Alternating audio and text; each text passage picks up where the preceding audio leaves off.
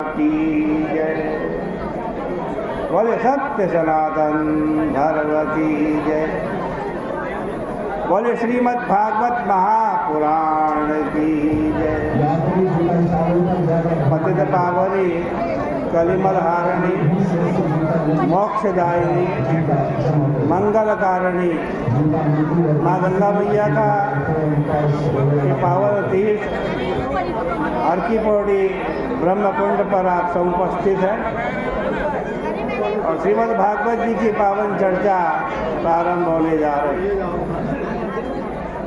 अभी तक आपने श्रवण किया कि बलि के यज्ञ में वामन भगवान पधारे,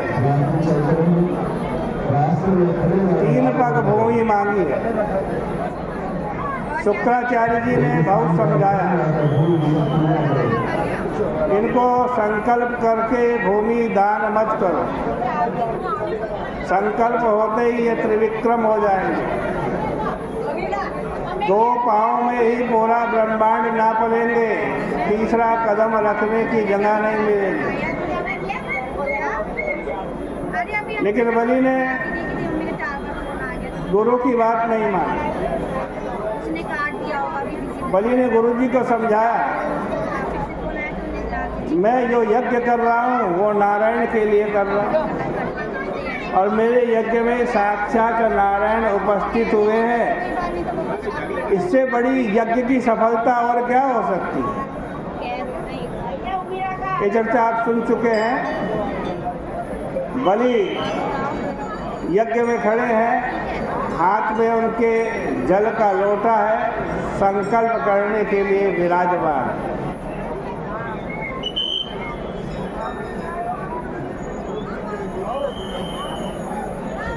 प्रतिज्ञा के अनुसार वामन जी के लिए दान करने के संकल्प की तैयारी की। बलि की पत्नी उनके धर्म पालन में उनकी सहायता करती।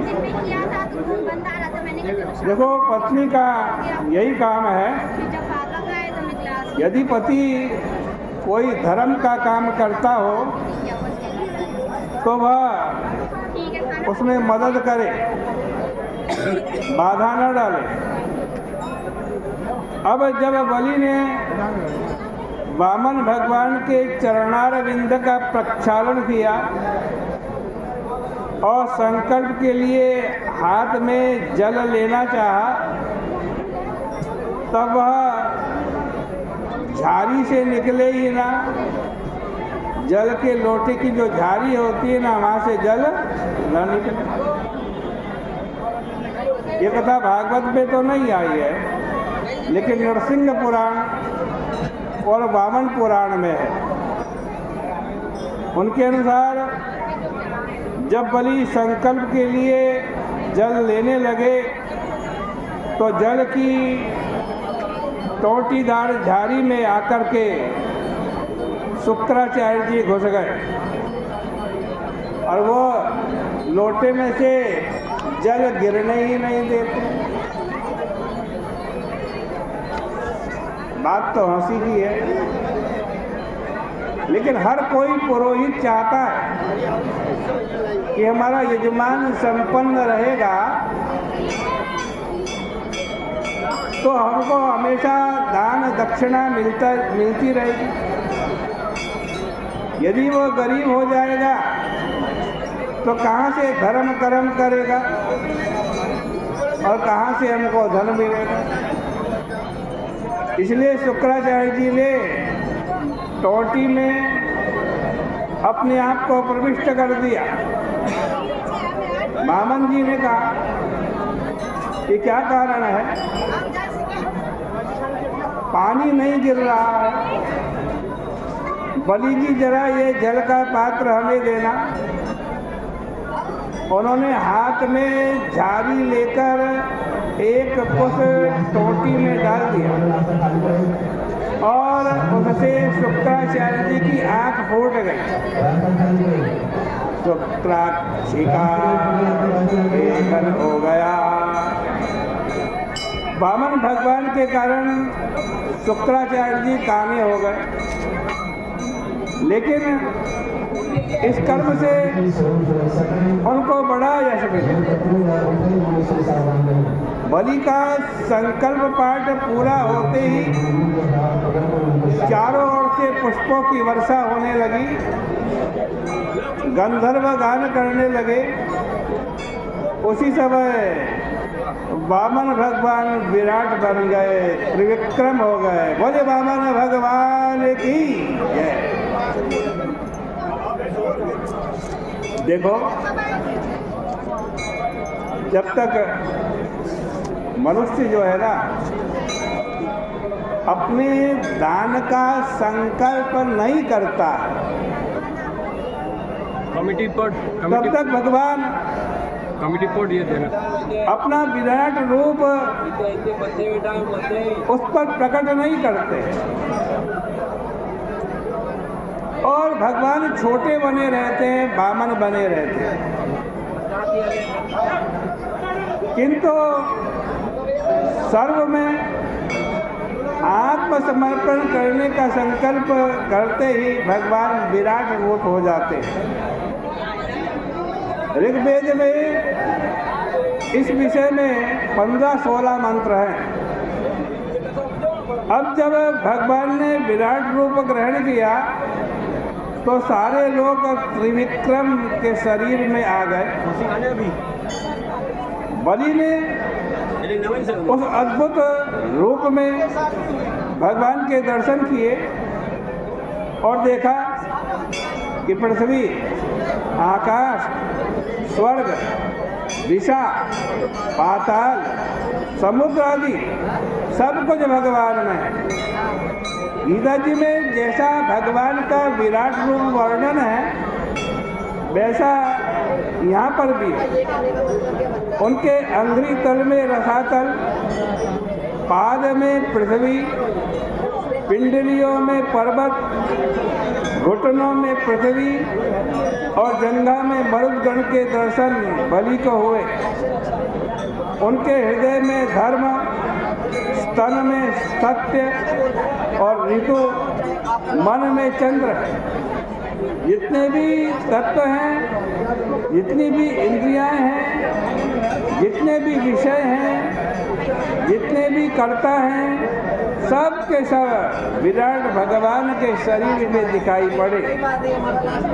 यह सब देखकर दैत्य लोग बहुत दुखी और भयभीत हुए। इतने में भगवान के आयुध भी भगवान के हाथ में आ गए। शंख, चक्र, गदा, पद्म आ गए भगवान के हाथ में। उस समय भगवान की बड़ी शोभा हुई।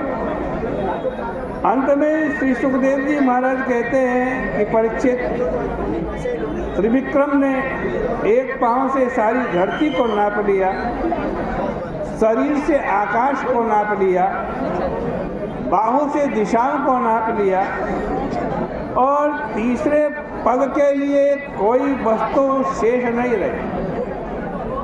ये दो ही लोक और परलोक धर्म के स्थल हैं। बलि जी बड़े धर्मात्मा थे, उनको लोक में भी सुख मिलने वाला था और परलोक में भी। इसलिए दोनों को त्रिविक्रम ने नाप लिया, उनके लोक परलोक दोनों ले लिए। अब तीसरा पांव भगवान कहाँ रखे? सुखदेव जी महाराज कहते हैं कि परीक्षित, जब भगवान के चरणारविंद सत्य लोक में गए तो ब्रह्मा, सनकादिक बड़े बड़े योगियों ने आकर माँ भगवान की वंदना की और भगवान के चरणों से ब्रह्मांड फट गया और वहाँ से धर्म संबंधी द्रव्य निकला, जिसको क्या कहा गया? गंगा जी कहा गया। बोले गंगा मैया की जय। शिव शंकर हरे हरे गंगे, जय शिव शंकर शिव शंकर हर हर गंगे जय शिव शंकर। नारायण के चरण कमल से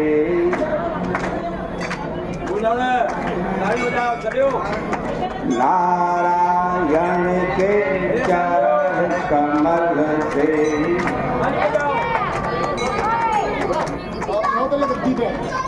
निकली धारा तेरी, निकली धारा तेरी। शिव शंकर के जटा जोत में, शिव शंकर के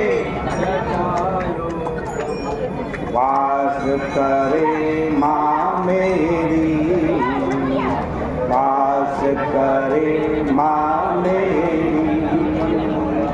पतित जनों के पाप नाशने, पतित जनों के है आसक्ति तेरी, है आसक्ति तेरी।